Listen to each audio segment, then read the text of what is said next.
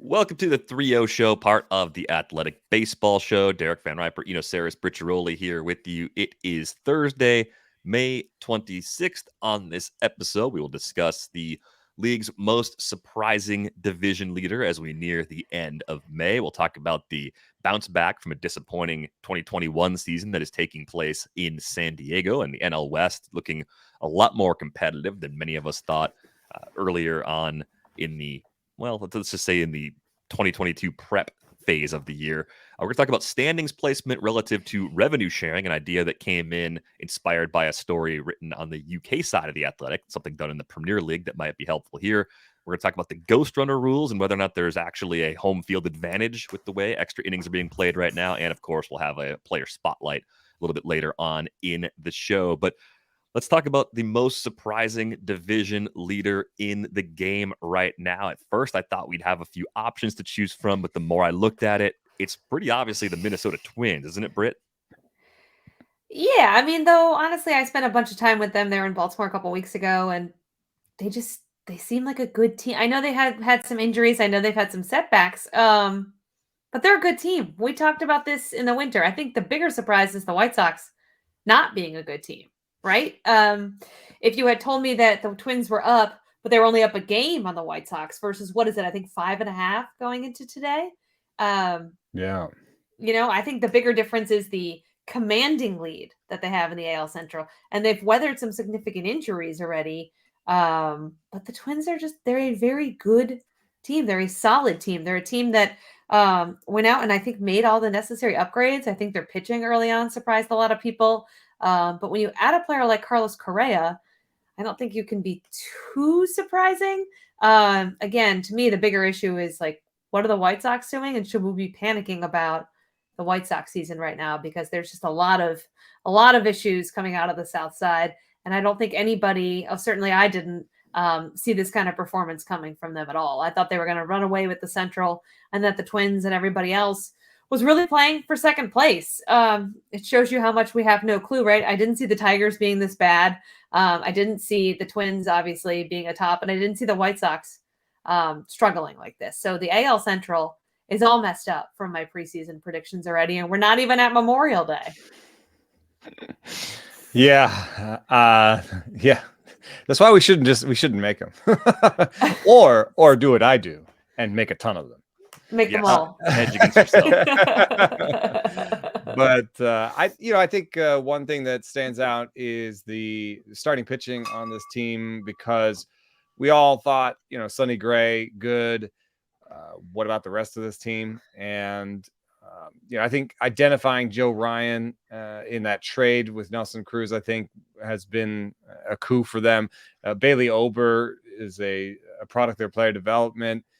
Dylan Bundy and Chris Archer have been good veteran, short-term, stopgap type signings. But if there was any place that, that I would want to improve this team going forward, I think it is actually the starting rotation, if they could find someone, because, Josh Winder, their sixth starter, he's been a lot better in shorter stints. I have the stuff metric that looks at, how good a player's physical characteristics their pitches are. And when he was coming out of the bullpen, he was 5 to 8% better than league average. That could actually help their bullpen, lengthen it, give them another option out of the bullpen. He hasn't been as good as a starter. You've got Bundy and Archer as kind of 4-inning guys. I think it'd be better if they went and tried to get a starting pitcher, even if it's a guy on a 1-year deal, a veteran that's just pitching well this year, maybe one that won't cost that much in terms of prospects. Yeah, and they have some major league ready young players who don't necessarily have spots to call their own right now, too, which gives them current depth, but also future trade pieces. So I think given how aggressive they've been, it'd be pretty surprising if they didn't go out and make that move, right? This is a team that did a really good job of overhauling its roster without doing a full teardown. I mean, there's been some addition by subtraction in a lot of ways. And I think we talked about Gary Sanchez on Rates and Barrels just being kind of himself without the cloud of being told how terrible his defense is on a regular basis. And also with the league batting average being down, I think his offensive profile is more palatable right now. Like that's just part of the truth too. But there's a lot of things going right now for the Twins, and even a couple of things that have gone wrong. And I think a lot of what is going to shape the next few months for them also is just going to be the health of Byron Buxton. Like, that's been a huge part of it. He's been pretty healthy so far, and keeping him healthy over the next 4+ months will go a long way toward figuring out whether or not they're going to keep this spot and keep this sort of lead over the White Sox. Yeah, and I agree with you. I think they need another pitcher because this is where Chris Paddock being out for the year with Tommy John, this is where Chris Paddock hurts, right? Because he was that piece that would have pushed everybody back a little bit. So they kind of need to replace him because they're not going to have him for the rest of the year. So I think that is where you go and you look at kind of making an upgrade. Buxton really sets the tone. Like every time that guy is on the field, you guys have seen those crazy numbers, right? Like the Twins record when he's on the field. They're like the runs scored versus runs against. I mean, they're just absolutely insane. I asked Rocco Baldelli about that, and he said, we've been seeing it. He doesn't need any numbers to kind of quantify the fact that when Buxton's on the field, their winning percentage is just through the roof. It's just insane. They're a very pedestrian, I think below 500 team when Buxton is not on the field. So you can make the case that he may be the most important player in baseball to a team, right? Like that's an interesting debate to have. Like, is he the most important player because of those stats, because of how they perform, because of how integral he is to everything they do offensively and defensively? I think you can definitely make that case. Yeah, and I'm sympathetic. I'm a consumer of baseball as well. I take my children to the games, and so I'm a little sympathetic to people who say they don't like load management. They don't like, oh, LeBron's not playing tonight, or oh, Buxton's not playing tonight. He's only playing 2 out of every 3 or whatever. Oh crap. Well, we drove an hour just to see Buxton. So I'm a little sympathetic to that, but at the same time, I think it is the way that it's going to work. Like, I think that is the way to keep him, because fatigue is what leads to injuries, And so if you say, okay, Buxton, you who play faster and harder than almost anybody in baseball, we're just going to put you out there every day, then he's eventually going to get fatigued in something, and then some little thing will turn into a big thing. And that's just the story of what's happened in his career so far. So if you could just head that off by, sitting him every third day, I think you got to do it. And then what happens is, when the season's on the line, September, October, when they're in the postseason, then you play him every day. You earn that right to play him every day. You got him to that point, and then you say, hey, this is what happens now. Now we got to win.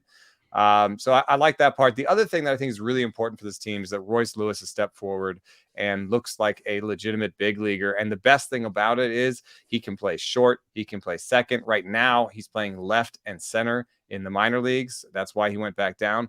I think that what will happen is Royce Lewis will come back up, and there'll be a switch between, maybe they release Nick Gordon. He's out of options. That's a little bit tough to do, but sometimes a good team has to do that. Or maybe they just option Trevor Larnach back down and go with Royce Lewis most days in left field. And then on the non-Buxton days, you actually have Royce Lewis in center, which is not as much of a drop-off as they've had in the past.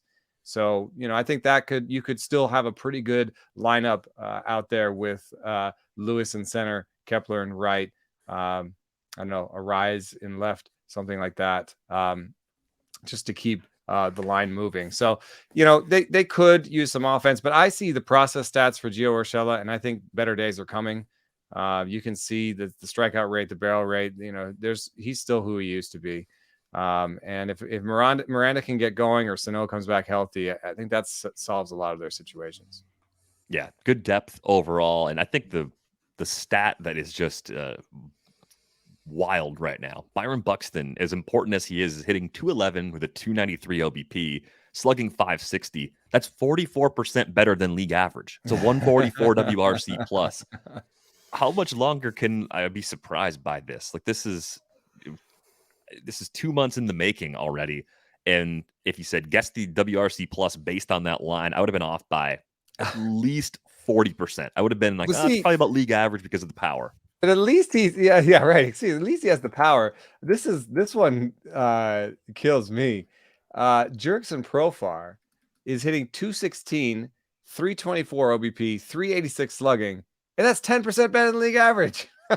Yeah. Wow. Yep. It's right there with the Jorge Polanco line too. 232, 333, good OBP, 364 slug, 109 WRC plus. Oh my goodness. How? Like that's not even close to the level that Polanco was at a year ago and in 2019. I think what Jorge Polanco showed us last season was that the big step forward he took with power 3 years ago, that was legit. I mean, he was doing everything. He was a 5-category player with a solid OBP, plenty of pop, and it worked really well, of course, having him at second base last year that kept him there. I think once they get Polanco going too, that's one more quality bat that they have producing at a higher level than we've seen so far in Minnesota. But you mentioned Profar. I think San Diego is the other kind of fun story here as we get ready to close the book on the second month of the season. We had high hopes for the Padres a year ago, and injuries piled up, and they were one of the bigger disappointments in the league.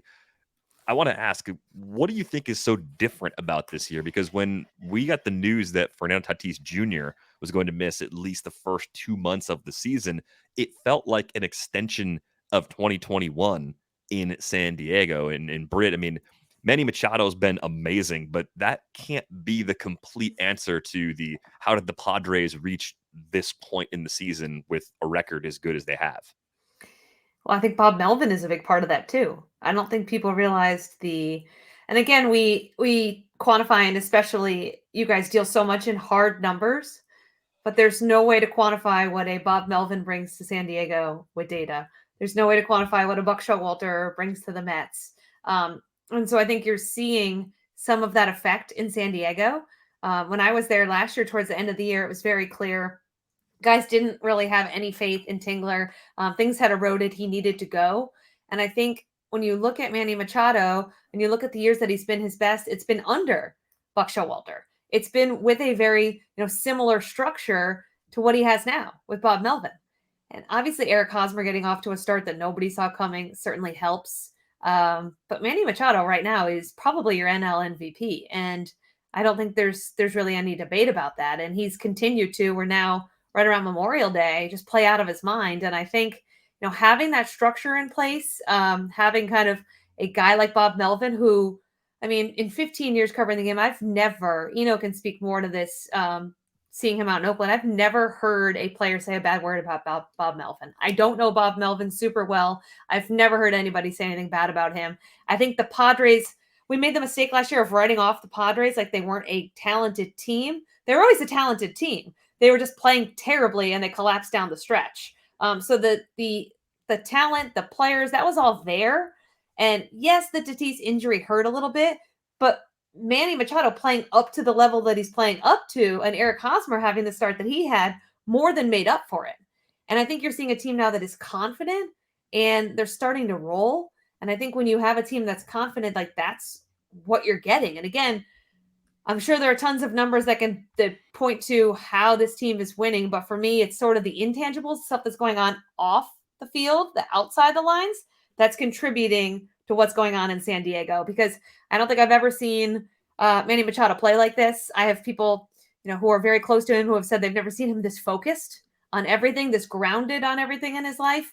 And, I think that really speaks to kind of a lot of the things that are going on in San Diego right now. They're following the lead of Manny Machado, who is undisputably the leader of that team. I think it's been fun to watch Manny grow into being a leader. I think it was a little bit unfair, and you covered him early, so I don't know how fair those things were. But I always thought they were a little bit unfair, dirty player, this or that, or I thought he played hard, and he was a kid, but I didn't think he was that immature. But I think he's shown something in terms of like willing to go head to head with Tatis last year and kind of tell him that he wasn't playing the right way. And then this year, just kind of showing what it's like to kind of go to work every day and post up and be a leader of a team. I think he's doing that that's, I think, is as intangibly as important as Melvin. I think one of Melvin's strengths is kind of letting people down easily in terms of roles. If they're losing a role, or if they're going to be in a part-time role in the bullpen, as he's sorting through, who's going to be 7th inning, 8th inning, everyone feels like Melvin has their back and he wants the best out of them. And he communicates with them, so they're not surprised. Oh man, I guess I'm not pitching the 8th anymore. It's something that Melvin already talked to you about, and you just got to get your command together, Robert Suarez, and maybe you'll be pitching the 9th for us at some point in a big game. So, he's really good at that, at sort of keeping people engaged, keeping people working, but also letting them know, hey, you're going to step back into a platoon role now, or whatever it is. That's one thing that he really learned, I think, coaching in Oakland. That's probably helping right now, because they're sorting through the bullpen, and they're sorting through. And the only thing that sticks out for me as a negative is, Manny Machado and Eric Hosmer are hitting 348 with a 418 slugging and with a 534 slugging, right? 418 OBP, 534 slugging. That's 69% better than league average. Do you want me to do the rest of the team? The rest of the team is hitting 206 with a 292 OBP and a 320 slugging. That's 81. That's 19% worse than league average. So I think the job in San Diego right now is to kind of sort through the options and see who's going to be there, who's going to play where when Tatis comes back. Is Ha-Seong Kim, who's kind of stepped forward, shown a little more power than they expected, is he going to be a starter somewhere else? Is he gonna take over center from Grisham, who's really struggling? Is Profar going to get pushed more into a backup role and have Kim out and left? So there's some stuff up in the air. There's some roles up in the air. They are lucky to be winning while they're sorting through this. So Tatis coming back will be a big shot in the arm, but there is some sorting to do in basically the second half of the lineup. They need to kind of figure out if Grisham's going to get it going, what they're going to do with Myers. Is Voit going to get it going? Where is Kim going to play? That sort of stuff. And there are a handful of similar questions for most teams in this range. I'm talking about teams that are on track for a playoff spot but aren't winning their division right now. I think even the Twins have some questions, as we were alluding to before. And I think the other question with San Diego is, how good will the pitching be over the course of the season? I think they've done really well in run prevention, and defense has been a part of that too. I know Jerks Profar's defense was under the microscope early in the season because he was getting an outfield assist pretty much every day, making highlight reel throws. But between Joe Musgrove, Mackenzie Gore, Sean Manaea, Yu Darvish, a healthy Mike Clevenger, and now Blake Snell back, I mean, that's a group of 6 starters, as good as any in the big leagues. Dude. And Melvin, I think this is where Melvin is shining, because all those guys want to be full-time starters. Nick Martinez signed to be a full-time starter. Mackenzie Gore was a like a star prospect, and he finally made it to big leagues, and his stuff plays, and he must be like, come on, give me the role. Blake Snell, he has a Cy Young, doesn't he? So, like to convince these guys, hey, you're going to piggyback now, and we're going to keep 7 starters on this roster. I think that's like just knowing who Blake Snell is and Mike Clevenger and sort of putting myself in the shoes of Mackenzie Gore and Nick Martinez. I think that's where Melvin shines. Like I don't think we've heard anything in the media of like, hey, I don't like this, but I'm going to do it. I've heard that before from other people who were in piggyback, or Chris Bassett, even working for Melvin. Chris Bassett was very anti being sent down and losing his starting pitcher role, and said so in the media. You haven't really heard that from this group. So I think there's a togetherness here that can really help. They don't seem like they need a starting pitcher, so at least they're not in that market.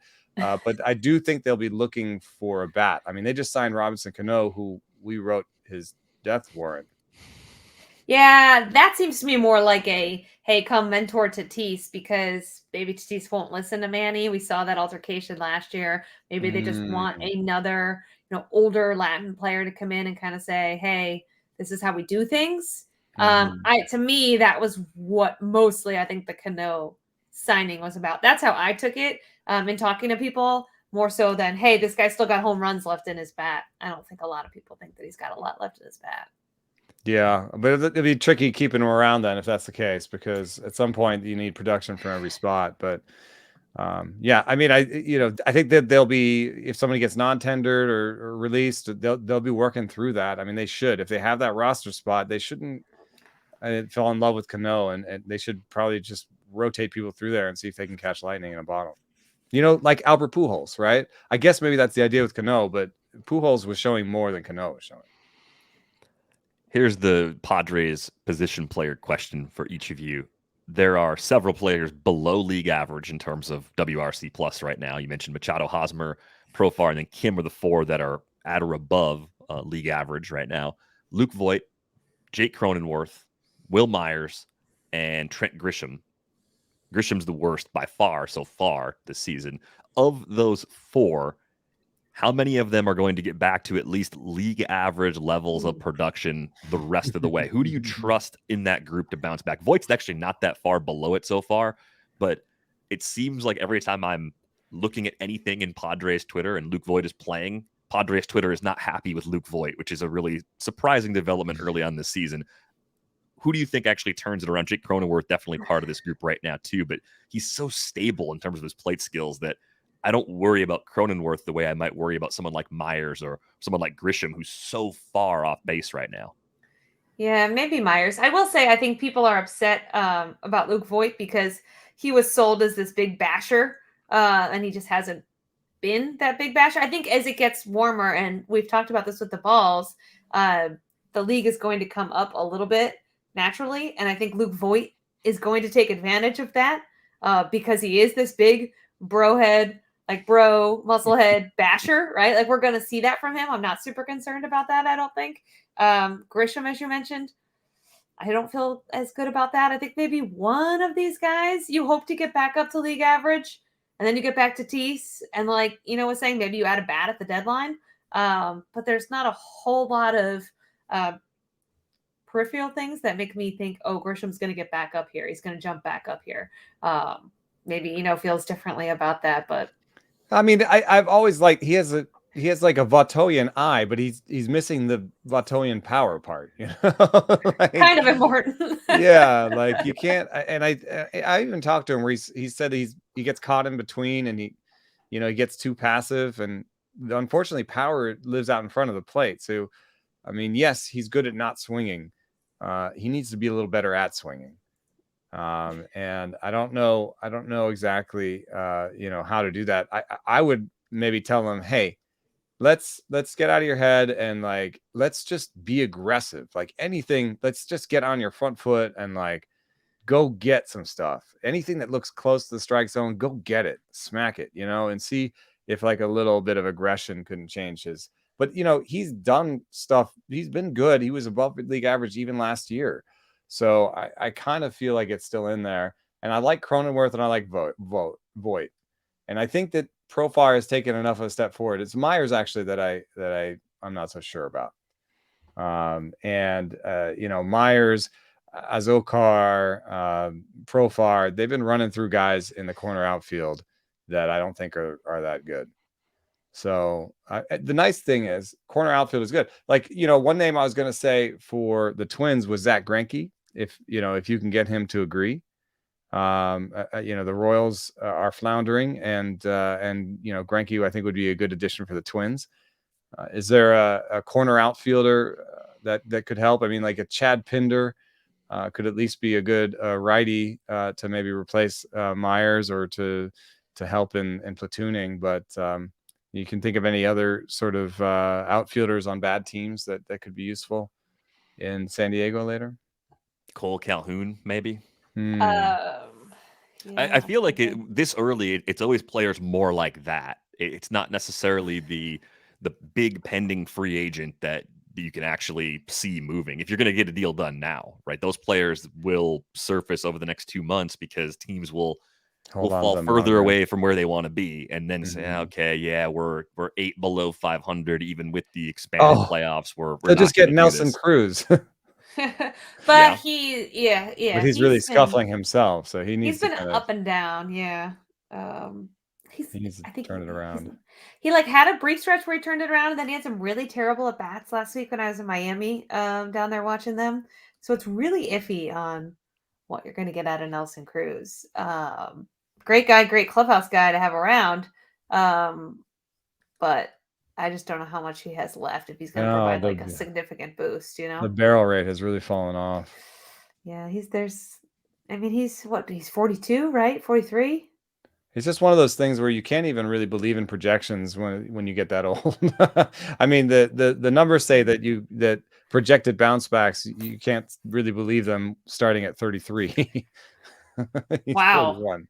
So you can't just like look at the projections and be like, Nelson Cruz will be fine. Look at these projections. Well, he's 41. Like it could just be gone. The same thing for like Carlos Santana in Kansas City. Like at some point when you're old enough, it's gone. So we had an email come in from one of our listeners, Steve G, who was curious to know if the standings, the way they use standings to connect revenue sharing in the English Premier League, if that might work in Major League Baseball. There was actually a story written by Philip Buckingham on the UK side of the Athletic about how this works. And there's 20 teams in the English Premier League, and each spot in the table has about a £2 million difference. So even just the difference between fifth and sixth has a £2 million difference. If you're first to last, obviously that's like a £40 million difference. And they have other revenue sharing. They have some central revenue that is shared regardless of this, but this is just another way to parse out some value. And of course, there's no playoff structure there. The regular season champion is the league champion in the Premier League. But from just a pure concept standpoint, I think one of the things I see people complaining about a lot on baseball Twitter lately is position players are pitching a lot. And yeah, okay, it's a little fun when Albert Pujols or Yadier Molina does it and the Cardinals are winning by 10 plus runs. That's not a bad team just chewing up innings. That's actually more of like the novelty. This is still kind of fun, but I think we're trying to find ways to keep the game as competitive as possible. And would carrots like this, if they were the right sized carrots, actually work in Major League Baseball? Maybe. Anytime you tie something to money, it's got a chance of working in Major League Baseball, I think. Because we've talked about this forever. Like if you punish losing and punish tanking and you reward winning, in the dollars and cents, ownership groups are going to be more inclined to want to win and less inclined to just want to be efficient and get the wins per dollar that some of these smaller market teams advertise, like we're winning in wins per dollar, but you're not winning. You're just so I think anything that prioritizes that certainly has a chance. I don't know how you would get ownership in the league to agree to something like that, because the first thing you would get is these smaller market teams complaining that they're at a disadvantage and it's harder for them to win than it is for, say, the Dodgers. So it's a good thought in theory, but like everything else, it's like, okay, how does this actually become a reality? Yeah, I'd hate for, a smaller market team like the Royals or, the Tigers or the Reds to get even worse, because they now don't get this pool of cash that was out there for them. But maybe the Reds would have signed another free agent or two, or not traded Jesse Winker if there was a chance that they could get some money, even if they didn't make the postseason. So I think that's the key thing is, does it reward the 2 or 3 teams or 4 teams that didn't make the postseason, but that still tried? That might be an interesting way to keep everyone trying. Another thing is, could it be kind of a buffer when it comes to the difference in playoff gate? Because the other thing that should make you want to win is playoff money, extra TV money, extra gate money. But what ends up happening, I think, is that, the Yankees make more out of an extra playoff game than the Rays.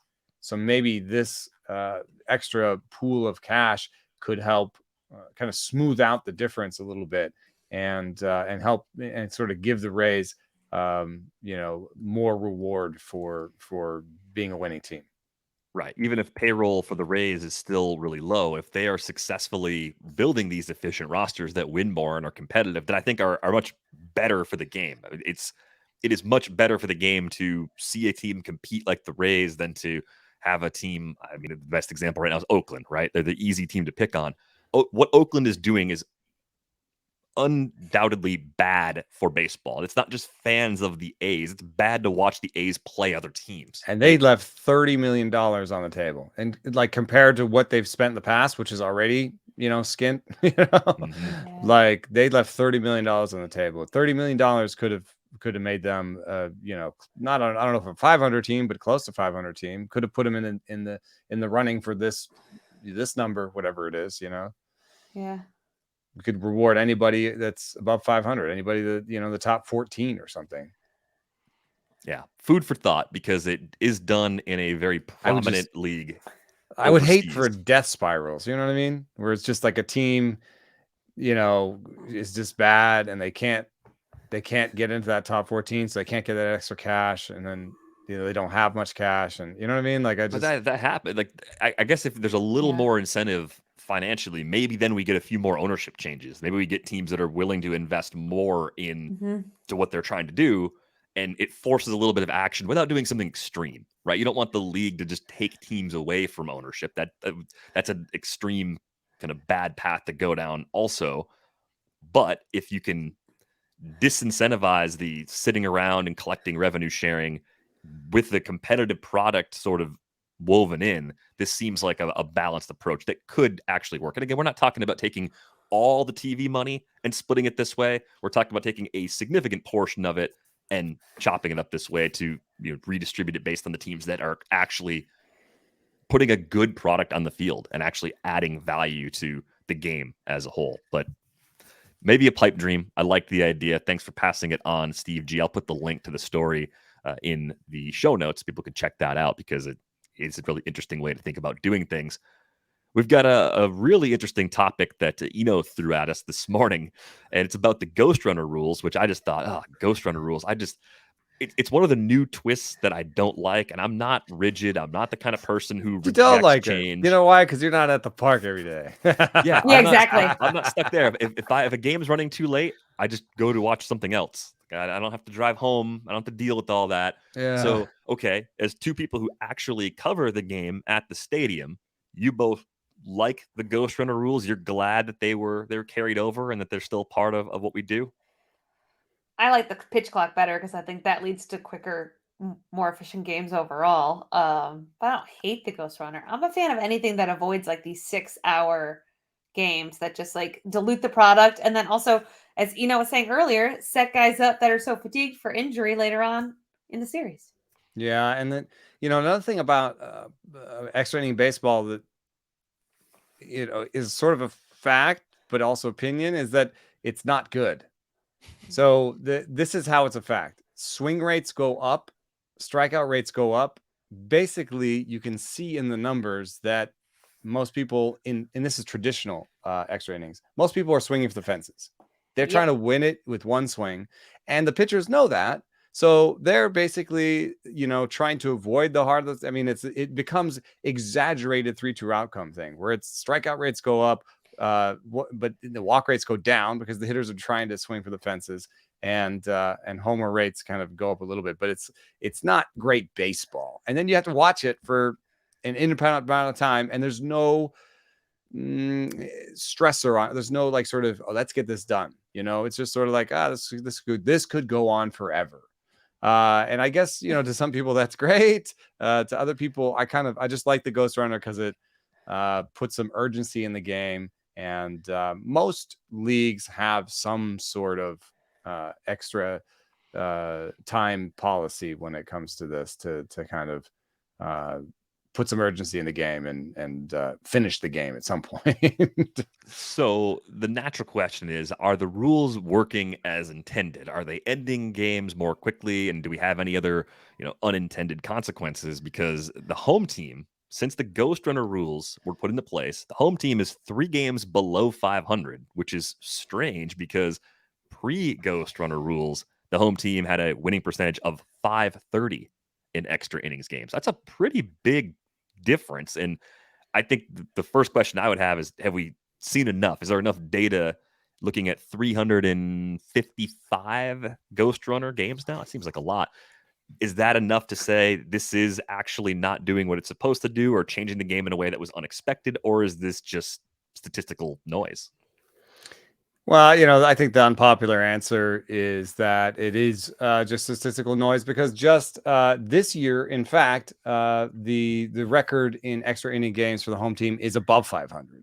And so mostly this difference is driven by last year's 110 and 121 record in extra innings for the home team. That's a 476. You might think, wow, that's really low. Well, 2019, the home team was 99 and 109 for a 476. So there's also a 3-year stretch, 2012 to 2014, where the home team was below 500. So, nobody likes random variation. In fact, people would like this story a little bit better, I think. That goes into the psychology of the moment. So I had a dream last night. And in this dream, I was doing some sort of run bike situation, triathlete sort of deal without the swimming. And I was winning easily. And so I decided to brush my teeth.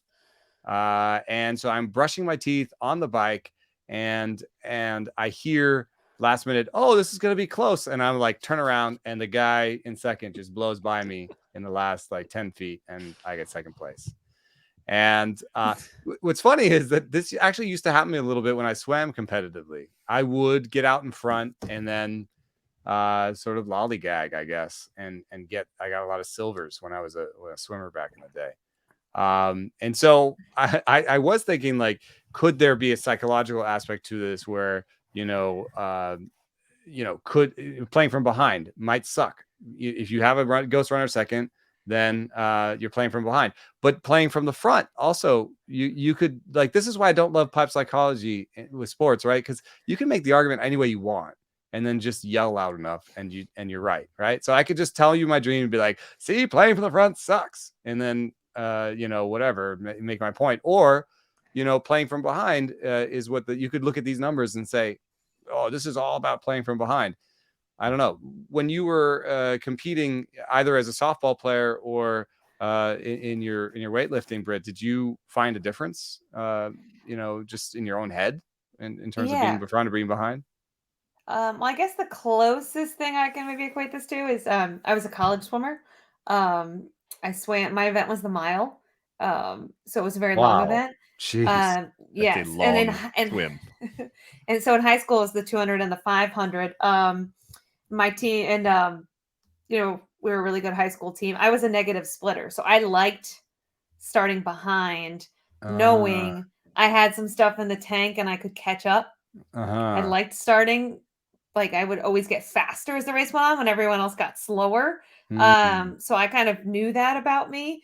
But I think when you equate it to baseball, there's a couple things that I've seen that just absolutely crush teams. And I agree with you. I think when you get to the extra innings, like if a team scores 1 run off the ghost runner, you can kind of make the case either way. Like, okay, they scored a run, but they had the ghost runner. We're likely to score a run too. We could just bun them over, Yes. sacrifice flying if we want. Right. Now, if a team comes in and scores 5, that's a gut punch. It's over, right? You're done. Right. And I do feel like a couple things always hurt teams. One is that first inning implosion by the starting pitcher. When the starting pitcher, can't get out of the first inning, gives up a bunch of runs. That team is losing, I want to say 90% of those games, maybe even more. Got to get the research department on that one. Yeah, and the other that I've seen just from 15 years being on a beat is like in the 9th inning when a team has a win and the closer blows it and then it goes into extra innings. That team those are always really bad losses. And I think that's a structural thing there. So what happened there is the home team used their closer, right? Yes. And then so if there is anything in this, I think it could be closer usage because the home team might have used their closer in the bottom of the 9th. And so therefore they're using an inferior pitcher in the 10th.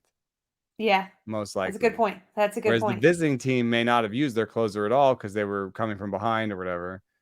So if there is any signal in this, I would look at closer usage. So if any aspiring Sabres out there want to look at closer usage in the era of the Ghost Runner, maybe there's something there. But I tend to look at that 2019 record and that 2021 record and say, they're the same. It just happens. It seems like it's here to stay. Maybe it's not, but it seems like it is. Can you modify the ghost runner rule and say the home team gets the choice of whether or not they want to hit first in the 10th or pitch first in the 10th? Oh, I get the sense that many teams would say we'd like to just hit right away because most of the reaction that I've seen and heard want to get that first seems to be knowing what you have on the board, right? But knowing how far you have to play, right? That there Yeah. could be some signal there too, right? Like knowing if I could just bunt over, like if it's a tie game, I know I can just maybe bunt, sacrifice, fly, and if I don't get that guy in, we try again. You know? Yeah. So do you guys think they keep? So if they go to the pitch clock and all of a sudden these games are super short, do they still have the ghost runner? Yeah, I think they do because I think it comes down to pitcher usage. I think if you're going to keep shortening up the roster and putting restrictions on the number of pitchers that a team can have, you don't want them to have to exhaust every arm in the bullpen and have that carryover effect. So I think you'd still keep the rule. If Theo gets his way and you only have 12 pitchers, I think that they may want to, or maybe you have an extra pitcher that you can that unlocks if there's extra innings or something. But I kind of like that. Yeah. But these three guys unlock for extra innings. The other possibility is a ghost runner that is like a graded ghost runner. So in the 10th inning, you have a guy on first, and in the 11th or 12th, you get the guy on second, and then the 13th or 14th, you get the guy on third. See, I've wanted the runner on in first. The 16th, you just give him a run. I think at a certain point, you could just say after 12, it's a tie game. I have advocated for ties. I have advocated for ties. I've looked at the numbers of ties. It doesn't affect the division standings. It doesn't really affect anything. And people get so angry when you propose ties. I did a big article on it, I think last year. It really changes nothing and saves a ton of usage, eliminates a lot of overuse injuries, a lot of roster moves. But fans still get very upset about it. They're like, nobody wants to go home. Has to be a winner. Tied. Yeah. In Japan, it's like an honorable achievement. Yeah. It's seen as more as everyone wins as opposed to everyone loses. Yeah. I kid you not. Yeah. It's like it's totally cool. I'm not laughing at I'm laughing at our reflexive hatred of ties in this country. I don't hate ties. As someone who watches games for a living, do you hate ties? I mean, you like hockey, right? Like hockey has ties. Yes. I played and coached soccer. I was a hockey fan growing up. Ties don't bother me. But American football, the tie, they have regular season ties. It seems like everyone lost in a football game when there's a tie. Like that, it's a different sport, different feeling. Yeah. They also don't play that many games in football. In baseball, it's like, okay, you have 5 ties. I think that's part of it. Yeah, there's 162 games. Yeah. Who cares if two of them were ties? Exactly. If your season has 80 or more games, ties are okay. Yeah. It's going to be okay. If your season has fewer than 80 games, figure out a way to break the tie. Yeah, I could see the 16 game getting mad about it. Yeah, I literally looked at this. I did 2 points for a win, 1 point for a tie, and it did not change any of the past couple of years teams that got into the playoffs. There you go. That's interesting. Should we analyze Eno's dreams every week? Like, why did you stop to brush your teeth? Like, I mean, I think most of us care about good oral hygiene, but that's extreme, man. Like, do you brush like 4 times a day or something? Like, what? No, I have no weirdnesses about brushing. And of all the ways to get cocky with a lead in a triathlon, stopping to brush your teeth is one of the worst. Like, if you would have stopped and drank a beer, that would have been sense. More on brand. Yes. Yeah. I'm going to walk and drink a beer and like talk to some people. Maybe like get on the phone. I call DVR and Britt. We'll do a podcast while I finish this triathlon. All of those things would have made sense. But hitting the Oral B like while you're finishing a triathlon, I don't understand. That was weird. Yeah. It's a weird dream. Future Eno dreams to be analyzed, perhaps as separate YouTube segments. I think those would do really well with a little extra graphics and some fun things that we could put with them. But yes, I am not for the Ghost Runner. It's not the worst thing in the world. I will accept it for what it is, and I am not on the side that thinks it's not working because of the results so far. It's just an interesting quirk, at least to this point. So, here we go. Now we should get into this week's player focus, brought to you by Sunday Leadoff on Peacock. And look, if we have an opportunity to put a spotlight on Joey Votto, we're going to put a spotlight on Joey Votto because Joey Votto is amazing. And the start of his 2022 season has not been amazing. We talked about that he ditched the hockey puck knob bat before missing time on the COVID list. I'll throw it to you first. Can Joey Votto start to provide power similar to the output that we saw a season ago? It's weird because all of the numbers that you would look in small samples to determine this sort of stuff, the numbers that stabilize quickly or become meaningful quickly, none of them look good for Joey Votto. And this is a guy who never chases balls. He never swings at balls outside the zone. And he's really close to league average, the worst he's been since 2010 when it comes to chasing balls outside the zone. He has been recently very good at barreling balls. He's lost all of what he did last year and the year before in terms of barreling balls.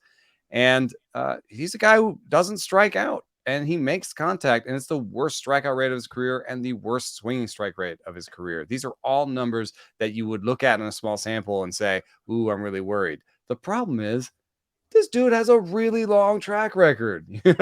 Like you're telling me that Joey Votto couldn't just wake up today and decide not to swing at balls again because, he did that for a really long time. And, we have this hockey puck thing that he used to have on the end of his bat at the beginning of the season that he ditched while he was gone. Perhaps he made a weird equipment decision. Maybe that was part of it. Maybe the mushy balls, the balls, the way they've been flying have not gone hand in glove with his new approach that he's had recently. So whatever it is, I would say the numbers say he can't do it. And I'm a numbers guy. I have faith in Joey Votto, actually. Wow. Yeah, I have a hard time also betting against a guy like that. I think the track record is there. I think you look at what he did over the last couple days in Toronto. He had an extra base hit in each one of those games. He had just one extra base hit in the previous 22.